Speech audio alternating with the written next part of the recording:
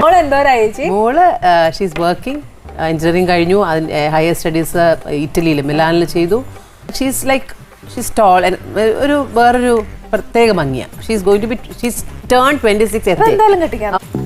എനിക്കറിയാൻ മേലാത്തോണ്ട് ചോദിക്കുക കുഞ്ഞെ, നിനക്ക് എങ്ങനെ സാധിക്കുന്നു? എനിക്ക് ഒരൊത്തും പിടിയും കിട്ടുന്നില്ല നിന്റെ കാര്യത്തിൽ. കല്യാണമല്ല ലൈഫിലെ ഏറ്റവും അവസാനത്തെ സംഭവം, മീൻസ് ആദ്യത്തെയും അവസാനത്തെ സംഭവം.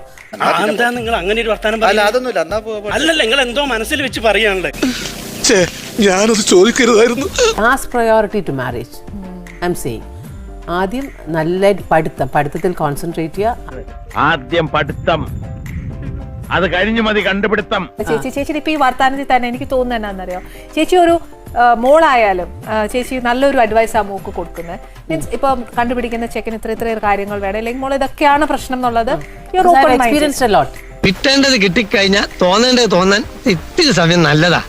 പഠിത്തം കഴിഞ്ഞ് ജോലി വേണം, മസ്റ്റായിട്ട് ജോലി വേണം. A small job or a big job that makes no difference. കാരണം വെച്ചാൽ നമുക്ക് രണ്ടുപേർക്കും ഏർണിംഗ് ഉണ്ടെങ്കിൽ ഇപ്പോഴത്തെ കാലത്ത് ജീവിക്കാൻ പറ്റുള്ളൂ. അത് ശരിയാ, അത് ശരിയാ. That's A fact. ഇതൊക്കെ നമ്മൾ വീട്ടിൽ രാവിലെ എഴുന്നേക്കണം, ചന്ദനക്കുറി ഇടണം, അമ്പലത്തിൽ പോകണം, എന്നിട്ടേ പാചകം തുടങ്ങാവുള്ളൂ. അതൊക്കെ ഡിഫറെന്റ് തിങ്. മനോഹരം, ഗംഭീരം.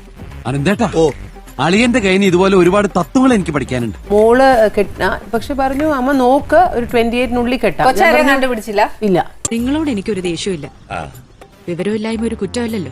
അതെ, അല്ലെങ്കിൽ പ്രേമിച്ചില്ലെങ്കിൽ ഒരു കുഴപ്പമില്ല. അച്ഛനും അമ്മയും പിന്നെ ഇതൊക്കെ ഒരു എനിക്ക് പിന്നെ അവസാനം ഉള്ളത് ഇറ്റ്സ് എ ഫേറ്റ്.